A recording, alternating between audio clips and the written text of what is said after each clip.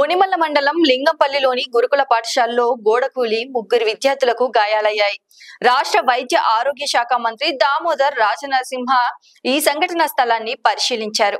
జరిగిన ఘటనపై అధికారులతో మంత్రి చర్చించారు. హాస్టల్లోని మిగిలిన భవనాల స్టాండర్డ్స్ ను పరిశీలించి ఉపయోగానికి పనికిరాని వాటిని బ్లాక్ చేసి నివేదిక సమర్పించాలని మంత్రి దామోదర్ రాజనరసింహ R&B శాఖ అధికారులను ఆదేశించారు. హాస్టల్ గోడకూలి స్వల్పంగా గాయపడిన ముగ్గురు విద్యార్థులను ఆరోగ్య పరిస్థితిని అడిగి తెలుసుకున్నారు. గురుకుల విద్యార్థుల క్లాసులు యథావిధిగా కొనసాగేలా ప్రత్యామ్నాయ ఏర్పాట్లు చేయాలని జిల్లా అదనపు కలెక్టర్ను మంత్రి దామోదర్ రాజనరసింహ ఆదేశించారు.